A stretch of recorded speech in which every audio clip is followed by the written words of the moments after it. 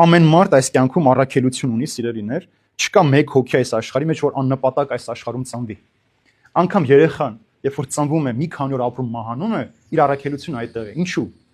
Հորը, մորը, տատին, պապին, բոլոր հարազատին ինչ անում, համախմբում է։ Երբ որ մեկը մահամերձ է, տարիներով իրանք հարազատներով չեն շփվում, խռով են, վեճ ունեն, թշնամություն ունեն, այդ մարդու մահով բոլորը համախմբվում են։ Ուրեմն առաքելության մեջ է մեր նպատակը, թե մենք ինչ կոչում ունենք եւ այս կոչումի մեջ ինչքան ենք հավատարիմ մնացել մենք։ Աննպատակ ոչ ոք այս աշխարհ չի գալիս։ Ամեն մեկը իր կոչում ունի այս աշխարհի մեջ եւ Աստծո կողմից իրեն առաջադրված նպատակը կա։ Ինչ անել, ինչպես փոխել այս աշխարհի մեջ որևէ բան։ Եվ տեսեք, հիմա Հիսուս եկավ այս աշխարհ, մենք ասում ենք, չէ, Աստծուն էլ սպանեցին։ Բայց Հիսուսի նպատակը դա էր, պիտի գար խաչվել, իր նպատակը խաչվելն էր։ Պիտի զոհաբերվեր, իր կյանքը այն գինն էր, որով մենք պիտի մաքրվեինք այս աշխարհի մեղքից եւ սատանայի գերությունից։ Երբ որ առաքյաները գնացին քարոզելու, իրենց կյանքերը այդ գինն էր, որ պիտի վճարեին։ Երկինք մտնելու համար մարդը պիտի վճարի, իր կյանքով պիտի վճարի, բայց ոչ թե մահվան խորհրդի մեջ, այլ անսնիկ նեղություն, դժվարություն, փորձություն, հալածանք, մերժում, բանտարկություն, այս ամենը մարդը պիտի անցնի վճարի, որպեսզի ինքը հաղթանակած դուրս գա այս կյանքի մեջ։